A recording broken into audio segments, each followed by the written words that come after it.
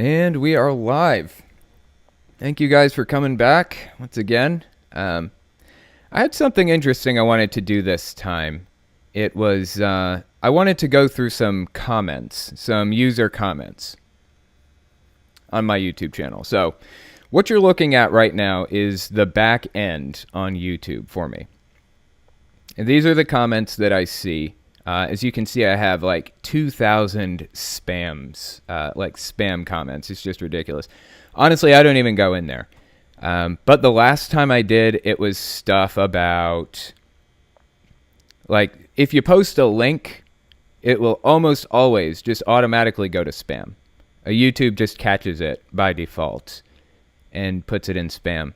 If other YouTubers have marked your comments as spam, then your comment will be more likely to go to spam. So sometimes if I go in there, I'll find legitimate comments from people who were, just honestly like my stuff, but they were in the spam section because somebody else marked them as such. So anyway, but couple of rules to keep in mind. Don't post links because YouTube will usually just delete it and I won't ever even see it. But anyway, yeah, so the first comment we've got here actually has a link Rudy Giuliani style. I don't know if you guys remember this story about Rudy Giuliani, but he didn't put a space after a period, and it created a link. And somebody bought that link and then made an anti-Trump website out of it. So this guy, Giuliani, tweeted something, and his tweet linked to like an anti-Trump website. It was hilarious. But anyway, and then he started talking about this conspiracy about Twitter being anti-Trump. It's just ridiculous. And I think he's like the head of Trump's tech department or something. It's just outrageous. Anyway, so let's read this first comment, see what they had to say. This one's from Cat Galaxy Forever. Actually, you know what? Let me refresh the page so we can get to the top. There is a comment I saw in here earlier that I want to address with you guys. So we'll go until we get there, and then we'll keep going. So Cat Galaxy Forever says, I just want to say you've helped me get through some tough times. You helped me you helped me become an atheist. I still go to a Christian school, and my grandparents still think I'm Christian, but my parents know and are okay with it. I just want to say thanks, and also you're an incredible artist. Keep up the good work. What you're doing is great. I appreciate that. One note about me being an incredible artist, a lot of this stuff, I've said this before in various places, a lot of this stuff, I'm actually getting this from like places like dragoart.com or, just other drawing tutorial websites, and I'm just learning to do the drawing. I'm just kind of wireframing it and then doing the line art and recording myself while I do the line art. That's what I'm doing. So, I don't know. I don't really consider myself an amazing artist. I mean, I do like to draw and stuff, but I've seen some really amazing art from some people, so I hesitate to call myself that. But I do appreciate you leaving that comment. That's awesome. Would you murder your daughter for another day of Christmas? Yes. I say that knowing she's upstairs and possibly listening. Yes, I would for one more day of Christmas. Just kidding. Love you, baby. Okay, so then we've got the next comment. I don't even know what this means. Veganism? It's just a person saying veganism. That's it. Everything in life can be considered a cult according to your criteria. You really don't know what you're talking about. Is that so? According to my criteria. Interesting that they say that. My criteria are the criteria that the psychology community widely accepts. The BITE model is widely accepted. And it's very specific criteria. It isn't just something I came up with just off the top of my head. This is stuff that Stephen Hassan and lots of other people have been working on for a long time. And like I said the other day, at some point, I said, I'm just standing on Stephen Hassan's shoulders. I'm nobody special. I don't know that I'd even consider myself an expert in this. I just know the material really, really well. I'm just standing on this guy's shoulders. He really is, amazing at what he does. So anyways, this next the person who said, I don't know what I'm talking about, said in another comment, how is Mormonism a cult? I feel like I've addressed that pretty well in my full byte model breakdown, which was I actually released recently. I think in the past like few weeks or something I released that. Let's see, Rebecca Nunez, I think that's Nunez, says, I feel like if I asked a Jehovah's Witness about their leader, quote unquote, they would just say Jehovah and talk about how great he is, not the human men pulling the strings. Won't know till I try, though, I guess. They might actually say Jesus. If you said, who is your leader? They may say Jesus, although they don't view him as a god or anything. They do view him as the head of things, basically, though. So they think that it goes Jehovah, then Jesus, then the governing body, I guess, and then the elders, and then them is kind of the hierarchy there. Then it's there's another person says, this is the same guy who made Kingdom Hearts Chronicles. Oh, he's... Okay, that was on a spirit science video. I wonder if he's talking about... I think the dude's name is Jordan Pierce, the guy who made Spirit Science. That isn't his real name. That's kind of the name he made up, from my understanding. But I wonder if that's who he's talking about. Did he make Kingdom Hearts Chronicles? That would be weird. Interesting, though. And then I get somebody named Aaron Clark says, you're so humble. He may be the expert, but you do an amazing job interpreting his works and using them to help us understand what a cult is. Thanks for the video. Much love. Hearty kissy face. That's so nice. I appreciate that. Really. That's awesome. I really love you guys. Like, you guys are so awesome. All of you. Every single one of you. Except the dicks. I don't like the dicks. But everybody else is cool. So let's see. I was looking for one specific comment. Let me see if I can find it real quick. It's missing. Okay, here it is. All right. Let me just skip to this one because it's really interesting. So this one is by Viorp, and they edited the comment apparently. That's disappointing. I hope they didn't edit out the part I wanted to address. It says, not to be a dick, but this seems extremely manipulative. You use advanced psychological techniques, speech patterns, and practiced lines to indoctrinate someone into a mindset you believe to be the correct one. This is on my How to Deprogram a Religious Extremist video. This is, well, weird. Heck, it's what a cult does. But probably same as with a cult, you believe this to be okay because you believe yourself to be in the right. Okay, now, what they're saying here, they're saying that I am indoctrinating people in the same way that Jehovah's Witnesses or anybody else is indoctrinating people, right? It's interesting that they brought that up, and I feel like this is an important point that I should really cover on my main channel too. In fact, I'm going to. But for the moment, we're going to take a look at something else that he created. It's called the Influence Continuum. So here's the thing. Everybody is constantly being manipulated and influenced 24/7. We're being influenced by ads on YouTube and on TV. I'm influencing you guys every time I talk. You know, you hear me say something and you go off and do something else, and that sticks in your head and maybe changes a choice that you make. Everybody is always influencing everybody else. That's the nature of being alive and interacting with people, right? So what is different? What is wrong about Jehovah's Witnesses doing it that's not wrong when I do it? What is the difference?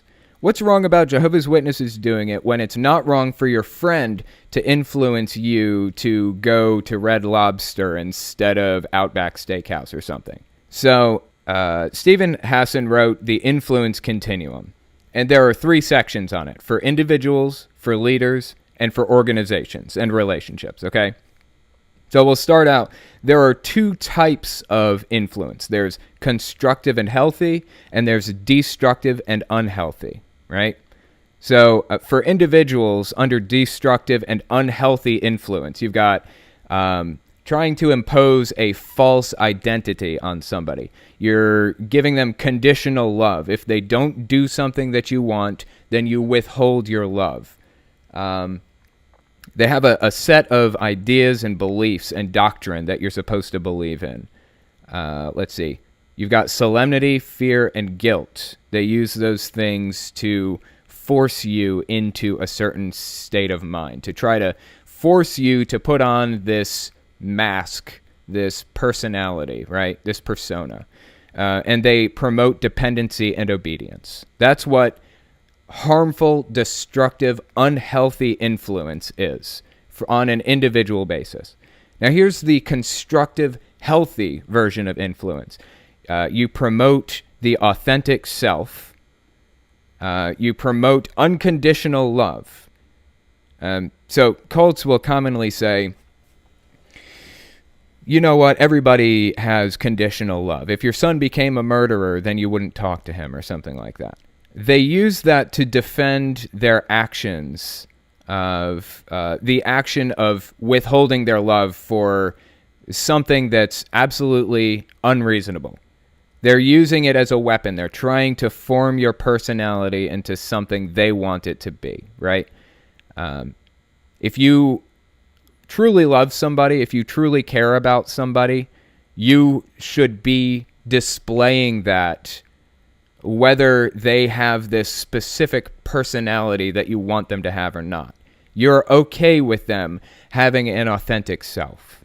Instead of deciding how they should act or what they should believe based on doctrine and writings, you tell them they should decide what to believe and how to act based on their conscience. That's the difference between constructive and destructive influence on an individual level. We've got creativity and humor versus solemnity, fear, and guilt. We've got free will and critical thinking versus dependency and obedience. So free will and critical thinking, promoting those things, that's positive influence. That's constructive. That's helping.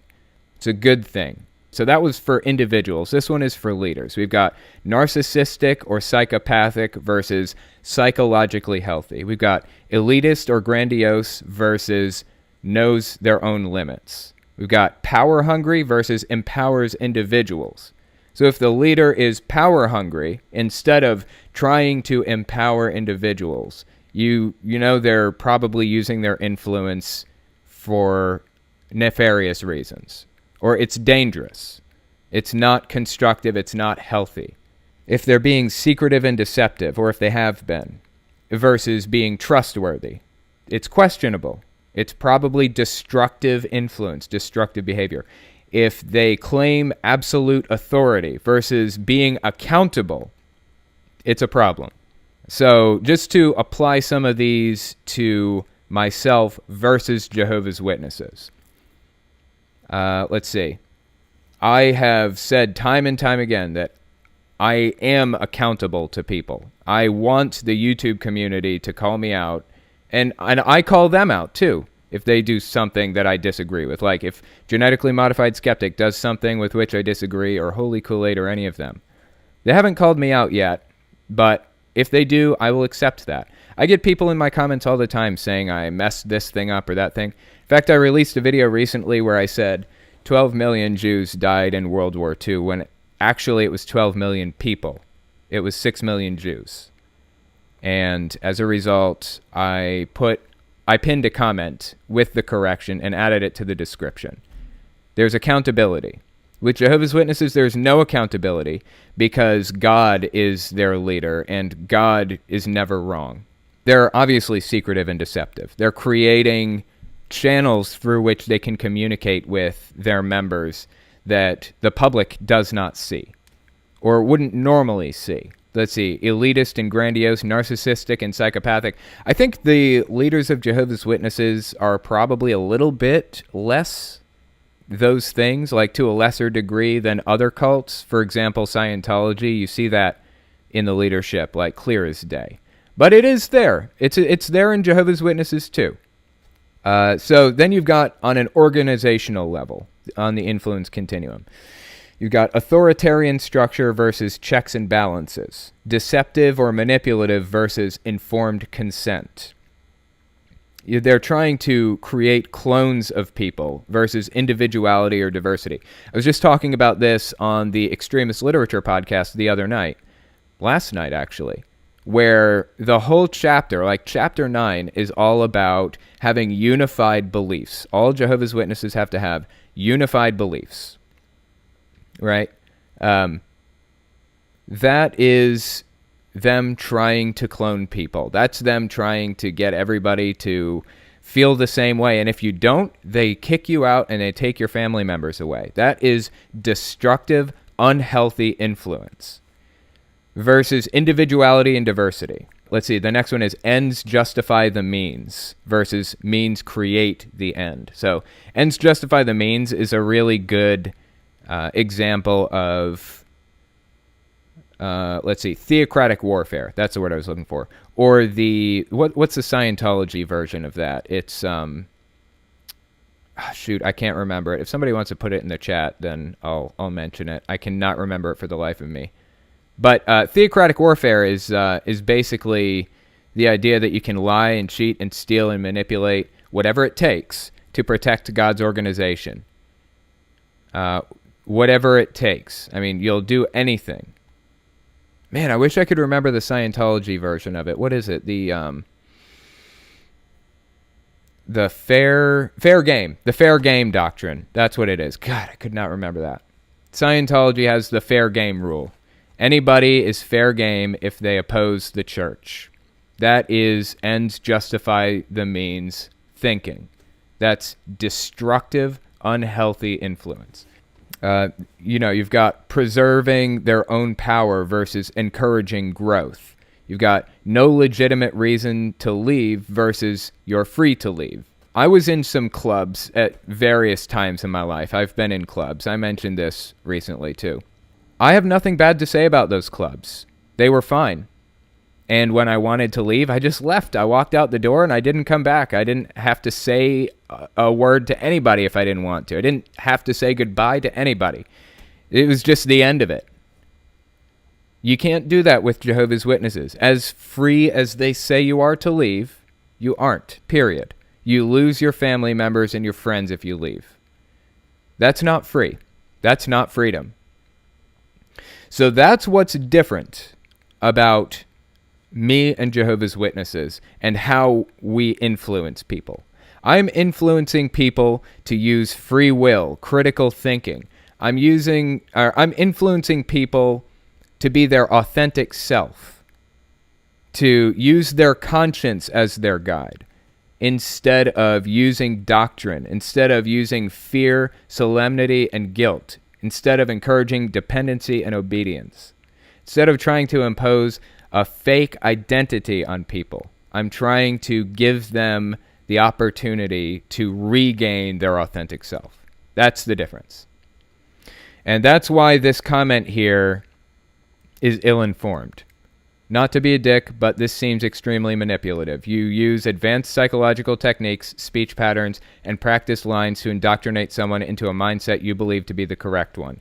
This is, well, weird. Heck, it's what a cult does, but probably same as with a cult, you believe this to be okay because you believe yourself to be in the right. What they were talking about specifically is, in this video, how to deprogram a religious extremist, I was using a technique to deprogram somebody, basically. I'm teaching a technique to get people to recognize that the belief that they hold is not sound. It's not built on solid ground.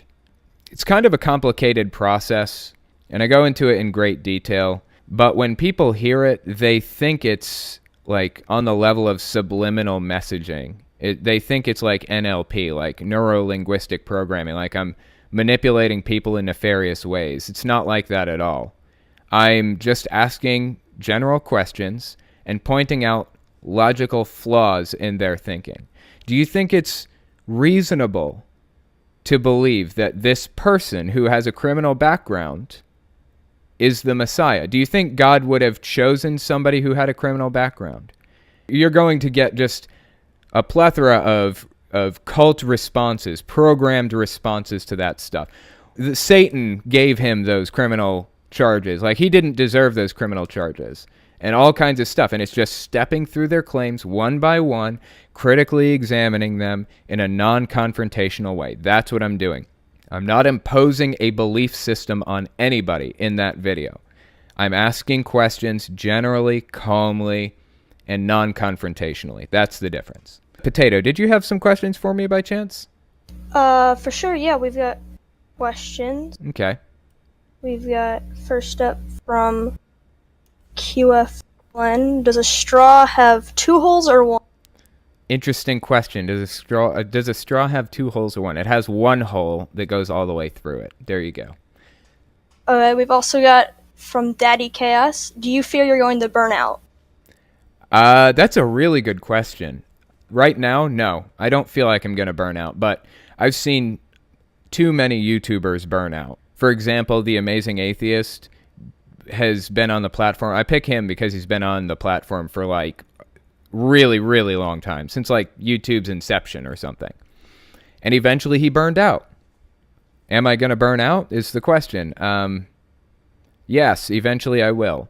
So I'm trying to take steps now that will extend the amount of time I have on YouTube before I burn out. Because right now I am at the height of my YouTube career. I love doing this. This is my favorite thing in the world to do this. I just consider myself so lucky to be able to do this for a living, that I can talk about cults and mind control and help people out of it. And I just could not be luckier, But at some point I'm going to get sick of editing videos and all of that stuff. So yeah, I'm trying to take steps to make sure that it's not, that I don't burn out too quickly. Like I'm trying to outsource some of the work, trying to get people to do some of the research for me, trying to get some of the editing done with somebody else. Just steps here and there, cutting out unnecessary work where I can so that I extend that amount of time. Anyway, did you have another question? Sure. I've got from Greenland Ball. Do you know or are you learning another language? I don't know any other languages, like any other spoken languages, and I assume that's the thing you're talking about, but being an ex-software engineer, I have to point out that I know lots of programming languages, and, I've been programming since I was little, so that probably doesn't count, though. I've got from Dr. Mr. Jew. Should people assimilate into society, or should people keep their religion and culture? Should people assimilate or should they keep their religion and culture? That's an interesting question. I think that there's an answer that can be had that is objectively more correct than the other.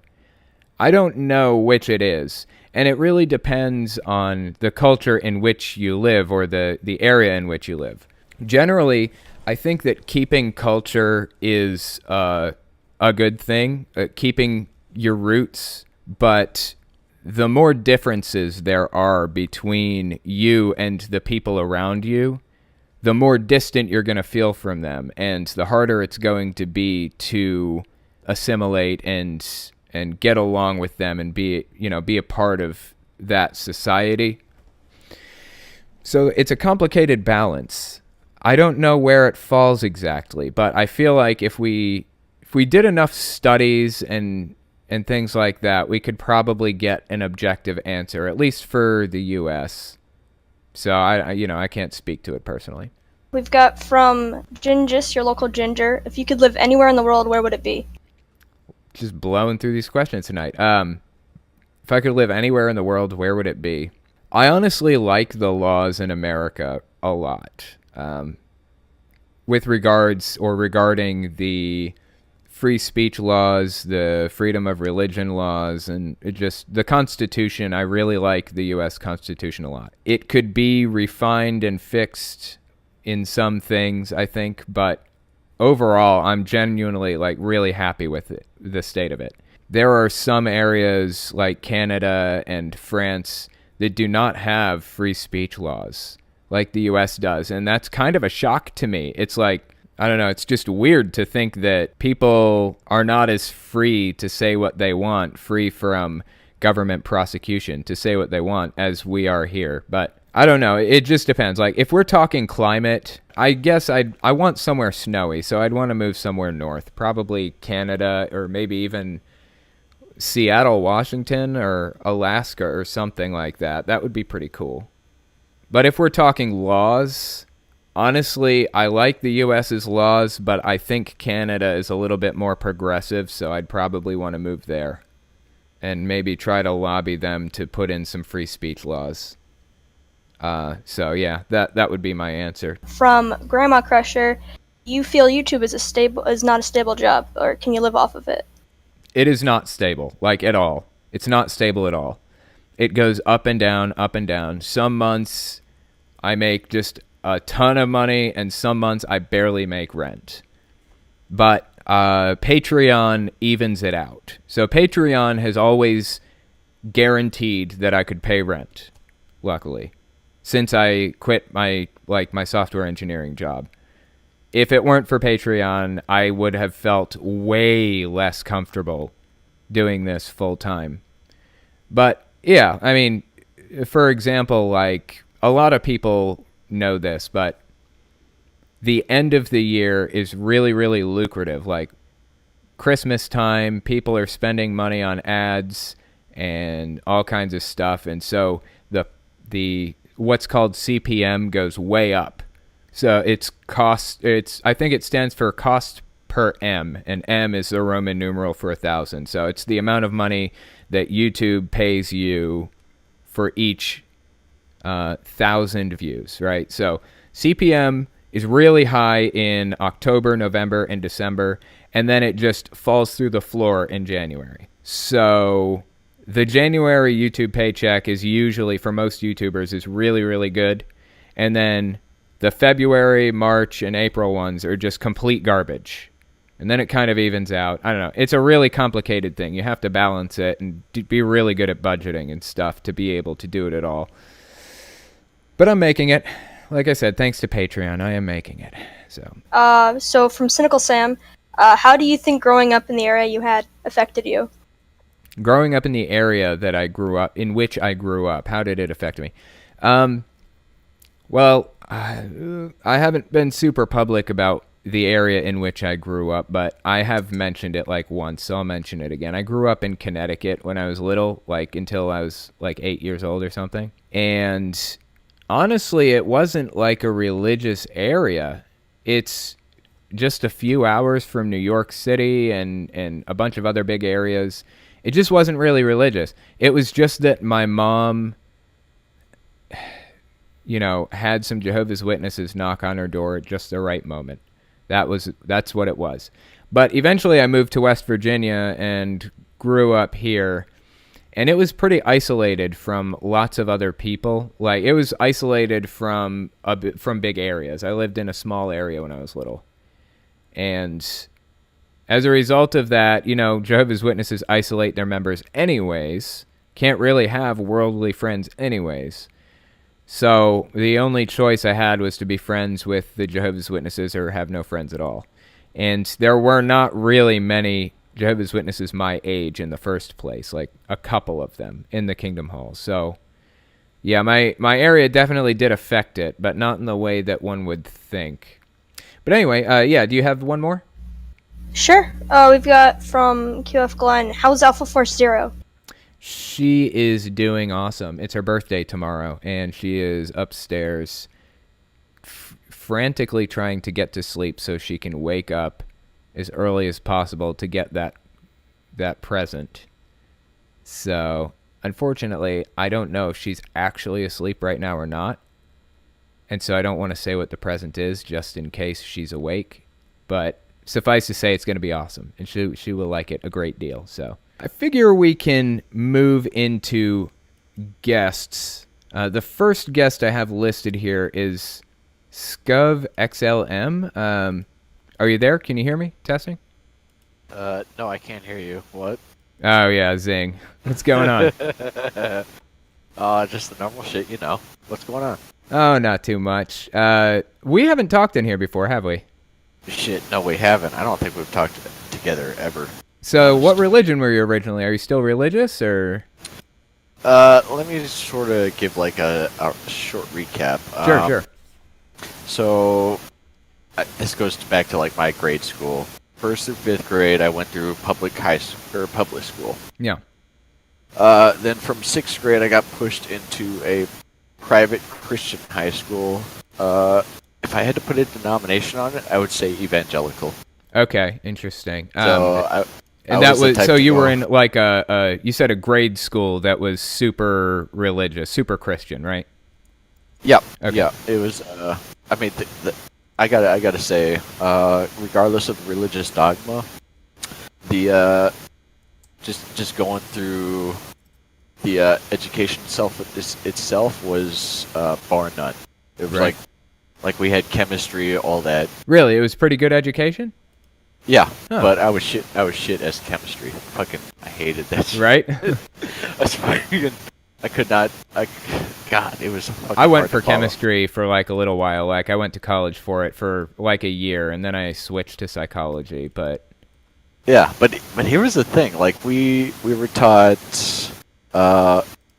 everything under the Bible. We still had our worship sessions. We still had people speaking in tongues. Arms up in the air, just slain in the spirit, sort of thing. Like all that. But it still had its high end teachings. Just these people were dedicated to their fields. Like chemistry teacher was just taught in that field. right. Even though they had to teach from these religious textbooks, they still taught us, far above anything that anybody in the public school sector would teach. Right. Yeah. That's So pretty I gotta interesting. give them that. So you feel like your education was pretty good then, with I got to give it, comparatively speaking, yes. But I don't know. I didn't go through the public high school speaking, so I can't really fully compare the two. right. Well, I went to public school for a little while, and then I ended up going to, then I ended up homeschooling, but I didn't Yeah. really do anything in homeschooling. I just ended up going back to public school. And honestly, I was okay with most of my public school education, except for some things like sex ed was not fantastic, but I made it through. Yeah, that was the same thing we were taught, and there was just these odd quirks that I sort of undertook. I don't know, my deviation from the sect of religion that I was in was step by step. Okay, so I was in gym class, and I stole second base during a kickball match, and the base kicked when I dove for it. The base fucking skipped my step, and they called me out, and I said under my breath, "God damn it!" And the religious gym teacher caught this. Oh, Right. that's not good. Oh, and she started to berate me in front of the whole class, and from that day on, I'm I don't want to be anything like these people. Right? That is not Yep. good. So what happened? They didn't kick you out, did they? Something? No, fuck no. They just needed the berated money, you. Yeah, they berated That the sucks, fuck out man. of me. Yeah, that was the only time I ever got detention this entire time. For the entire 6 years thereafter. That's crazy. Did you go and- for your whole career From, in school or whatever? From sixth grade to high school graduation. That was, I just bore through it. I was fuck it, I'm just gonna push through this. Yeah. And I wound up with, I was 3.4, 3.3 GPA. I was no class ace, but god damn it, I'd do it. That's good. Shit, man. That's A's and B's. Yeah, exactly. I never quite got straight A's. I fucking came close, but god damn it, I never quite did it. That's not a bad. That's not bad though. That's fucking- something to be proud of, honestly. Anything above 3.0 or up is insanely good. I would say. Yep, and oh god, I want to say, my big thing was, I first got into art was drawing dragons, right? Right. And my art teacher, she got concerned because I was drawing demonic beings. Okay. Right. And I was fucking really? And she barred half of my drawings from ever being in the annual art display. And you're you know what? Fuck this. And so I was the type of person that was I went full out. I went I went out on missions. I talked on the streets, and this was the mean streets of I can talk about this. This was the ghetto of Minneapolis here. right. And I mean, it's not like Chicago or Detroit, where back in the day, but we were still out there talking to people. Sure, sure. I mean, And so, they have bad areas in other spots, right? yeah, exactly. I mean, St. Louis, all that. Yeah. And so I went from it like a year and a half after graduating. I went into enlistment in the U.S. military. Okay, right. So I went from, I guess, going out on the streets to saving souls to basically taking lives. Right. But it was one hell of a U-turn, you know? So what branch was it? Was it like the or I'm sorry, was it the Army It or was, it was the Army, yes. Okay. Did you I like went as it? a- I mean, how was it? It was my first dose of reality in Okay. the real world, and it's just not anything like anybody can compare. Yeah. That's all I gotta say about that. And yeah, it definitely set a precedence. So was that a good thing for you, you think, ultimately? I'd say yes. I hear that Because- like the military gives people structure that they didn't have otherwise, and that works out for them. Oh God, definitely. Fucking people that were they had no other hope other than to join. Yeah. They go to jail. That shit fucking happens. Yeah. I mean, at least it did when I went in, because this was during the surge. This was 08, 07. Okay, right. 2007, 2008. They were just looking for bodies to fill the lines, especially in the combat roles. Right. Right. So you were over in the Middle East then, basically. Yep. I served 2 tours in Afghanistan from 2011, 2012, and then a little stint in 2014. That is so crazy, man. That's just Yeah. that's something that I've never been able to relate to. It's really interesting to me, like going overseas and stuff. It's definitely a different world. I mean, if you ever got like a little bit of time, I mean, I could just regale you with stories of just shit that didn't make sense. One of these days, I'm gonna take you up on that. It sounds pretty cool. Definitely. Like the only thing I got to take issue with on atheism was, you ever just. My one question against atheism was, you ever run across these people that you wonder, how the fuck have you survived this long? That they're just that level of stupid. Yes, I have. Unfortunately, a lot of the people that I run across like that don't really take a position on religion at all. Like, it isn't really in their heads, but if I ever do bring it up, then they tell me that they're Christians, but they don't really go to church or anything, that kind of thing. I've seen some of that. Well, I mean, shit, I came back to the civilian job site about a few years later. I'm about 10 years in now. I went to active duty in the National Guard. So I talked to these people, and I found out one of my coworkers, right? Yeah. She started sending texts. I immediately got promoted to team leader, Right. Team lead in this one job field, and we're driving shuttles on this base at an oil refinery. That's where I work now. And she sends a text message. She says in this lengthy text, to sum it all up, it says, "My shuttle gas gauge is on empty. How many trips can I take before I have to refill?" Right. And I think, well, how the fuck do I answer that? Because, I mean, technically, you can keep going until you stop. Right. That's interesting. In a goddamn oil refinery, right? Yeah. But, I mean...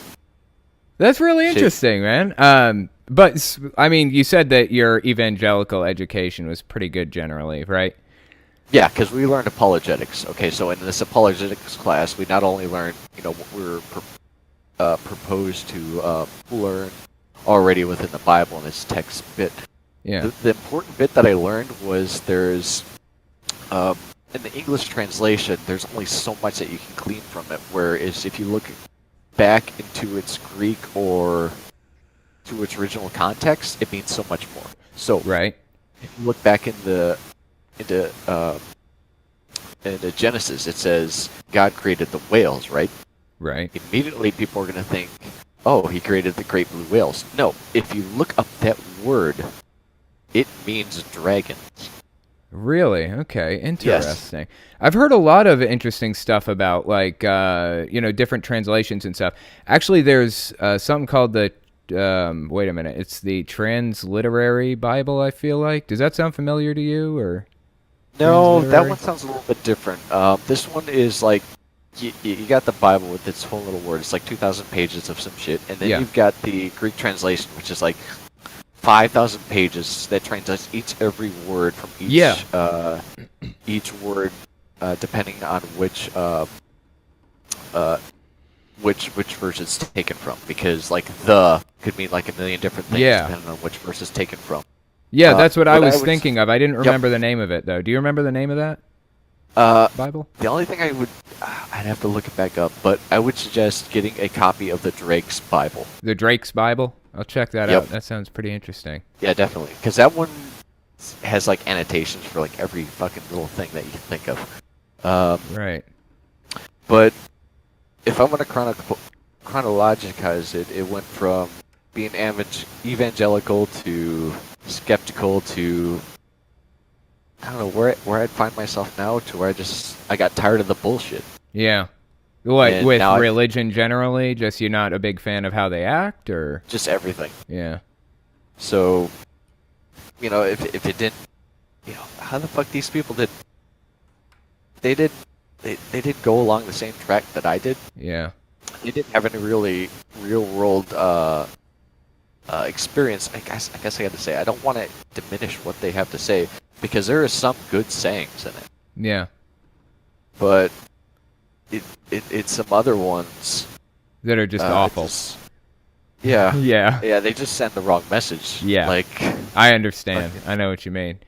Yeah, But that's really interesting stuff, though. I learned a valuable good lesson. If you cannot argue the opposite opinion that you currently have convincingly, then you don't really have any rights to you don't really understand it very well, I guess. Yeah. Yeah. Yeah, it's a good point. I feel like, shoot, I can't remember. Somebody famous said something similar. Didn't say that exactly. Oh, it was Einstein, I think, said, if you can't explain something to a 6-year-old, then you don't really understand it, or something like that. It's kind of similar, but different in its own right. But yeah, I appreciate you coming on and talking to me. It's been super interesting, and I'll hit you up one of these days, and we'll talk about that stuff, okay? Yeah, anytime. All right. Yeah, that's pretty cool. Something else you guys can take a look at is something called the Skeptics Annotated Bible. Let me just pull something up here. It's called, I think it's called bibviz.com, bibviz.com. And a lot of you guys have probably seen this before. It's pretty much, so all of these little red lines that you see here, this is every contradiction that you can find in the Bible, and it gives the verses and what they say. You can click one. Well, let's just click one real quick. Just pick any of them. I want to pick one with multiple contradictions. Wait, if I can. It's not. There we go. Okay. We've got only the 2 tables of Moses, 1 Kings 8 and 9. I'm sorry, 1 Kings 8, 9. There was nothing in the ark save the 2 tables of stone which Moses put here at Horeb when the Lord made a covenant with the children of Israel. And then 2 Chronicles 5:10 says, there was nothing in the ark save the 2 tables which Moses put therein at Horeb. So 2 different verses in the Bible say that there were 2 tables that Moses put there at Horeb, apparently. Then Hebrews 9:4 says, which had the golden censer and the Ark of the Covenant overlaid round about with gold, wherein was the golden pot that had manna, and Aaron's rod that budded, and the tables of the covenant. So anyway, it's things like that. Like you can pick out any of these, and it will give you more information on what it has to say. Murder is acceptable versus murder is not acceptable. Does God desire animal sacrifices?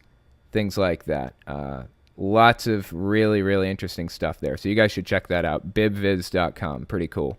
Or you can just get the Skeptics Annotated Bible and read it for yourself. It's in there. But the next person I wanted to bring on was the Plague Doctor 6. Are you there? Can you hear me? Yeah, I'm here. How's it going? Good. So, Kind of really nervous. oh, it's nothing to be nervous about, really. I swear. I still get nervous though when I talk on like the podcast and stuff. I don't know why. Anyway, so tell me, were you religious originally? Are you still religious, or? I was religious. I was part of the Church of Christ. But Oh, really? The Church of Christ. Interesting. So, what was it like? I understand that the Church of Christ is non-denominational, so it goes from church to church, right? I guess it's non-denominational with like big quotation marks. Right. But yeah, like some of the churches will like have somewhat different things that they do, but for Yeah. the most part, it's like somewhat the same between all of them. Right. Pretty unified. Yeah. So, what was it like growing up in the Church of Christ? Like, were you allowed to play musical instruments? I understand in some of them you aren't, No. right? No, they're very big, like no musical instruments. They've had like entire sermons about like why they don't do that. Let me ask you this. Are you allowed to play musical instruments generally, but not during worship, or are you just not allowed to play them at all? It's just during worship. Oh, okay. All right. I was going to say, because did you know, little fun fact here, did you know that Weird Al Yankovic is Church of Christ? Really? Yep. I did not know Yep, that. yep, he is. I was so surprised when I found that out, too. He made his career off of playing musical instruments. But like you said, I mean, it's the kind of thing you're not allowed to do during worship. Not necessarily all the time, right? Yeah, it's just worship, and it's like they're like can't make loud noises like shouting hallelujah or whatever, and they're like very big against clapping and a bunch of other shit. I didn't know that. Like, I didn't know that you couldn't clap and shout and stuff, because that's kind of like a hallmark of the Pentecostal religion, is all the shouting and getting your blood pumping and all that, you know? Yeah. Do you feel like it was cult-like to you? Well, I never really thought it was cult-like until I like left and it just seemed like there was a lot of like sketchy things that did, and it kind of made me feel like it was like at least borderline cult. Right. But like what kind of stuff? Do you have examples? they would always take attendance. Like for any members that were there, they'd take an attendance, like see if you were there for like every single service. Right. Wednesday nights, Sunday nights, and Sundays. And I've heard from other people, like in the ex Church of Christ subreddit, that like if they hadn't been going like every single time, then the elders would like pull them aside and like talk to them about like why they aren't coming and why they should. That's not good. Come. That's not good at all.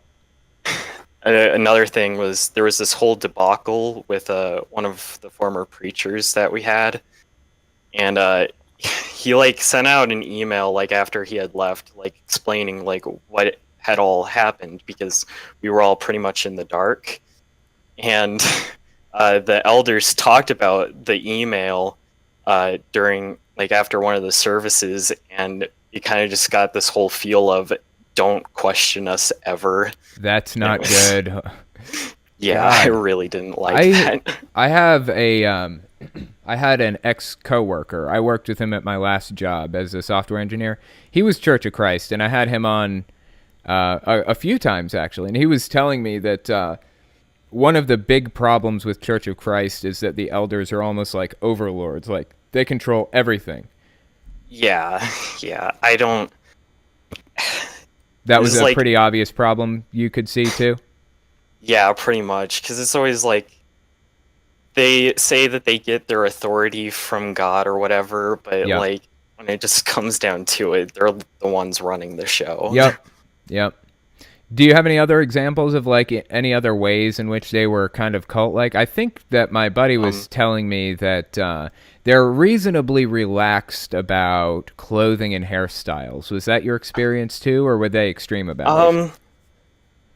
Kind of. Well, like during Sunday services or whatever, we could like wear jeans or whatnot. Okay, right. But like they kind of wanted us to like, because the church had a lot of really old people in it. Yeah. And so like whenever one of the youth group people or whatever would like dress nice, like a suit and tie or whatever, Yeah. they'd like give them like big compliments about like how mature Oh, you yeah. are. Okay, so positive reinforcement. They're setting up a system of rewards and punishments. Yeah, Yeah. and they'd always kind of like give the side eye to anyone who wasn't.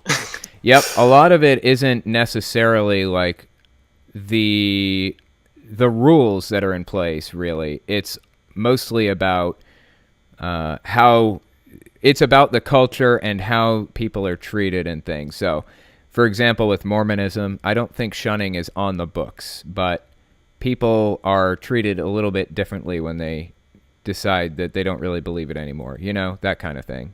Yeah. So I definitely know what you mean. And I think that I did a video on the Church of Christ, and I called it a cult in the video. I did a whole expose about it. I don't know if you saw that or not, but Yeah, I did.